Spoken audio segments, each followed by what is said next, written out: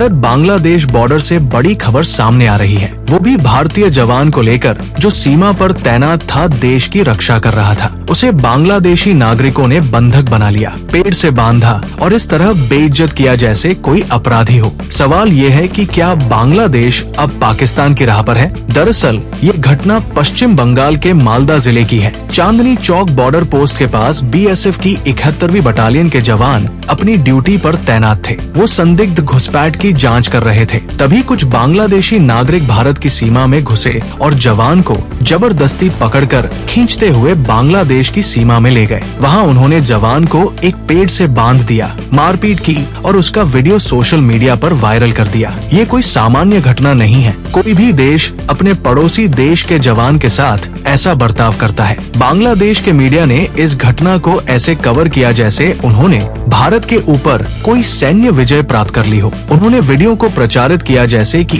ये किसी अपराधी को पकड़ने की उपलब्धि हो। बांग्लादेश ये भूल रहा है कि वही भारत है जिसने उसके 1971 के स्वतंत्रता संग्राम में खून बहाया था। चलिए जानते हैं जवान की रिहाई कब और कैसे हुई। दरअसल बीएसएफ अधिकारियों के हस्तक्षेप के बाद करीब 2 घंटे बाद बांग्लादेश बॉर्डर गार्ड्स ने जवान को रिहा किया और भारत को सौंप दिया। लेकिन ये सवाल भारत का अपमान क्यों किया? अगर बीएसएफ ने तुरंत कदम न उठाया होता तो क्या बांग्लादेशी गुंडे इस जवान को और प्रताड़ित करते? दरअसल ये घटना एक बड़ी चूक को उजागर करती है। भारत बांग्लादेश सीमा पर घुसपैठियों का आतंक। हर साल हजारों बांग्लादेशी अवैध रूप से भारत में घुस आते हैं, कुछ तस्करी के लिए, कुछ अपराध के लिए और कुछ कट्टरपंथी एजेंडे के तहत। बीएसएफ हर दिन जान की बाजी लगाकर इनसे लड़ती है और जब ऐसा अपमान सामने आता है जवान का, ड्यूटी का, वर्दी का, तब ये सिर्फ एक सैनिक नहीं, पूरा भारत अपमानित होता है। वैसे सवाल तो ये भी है कि क्या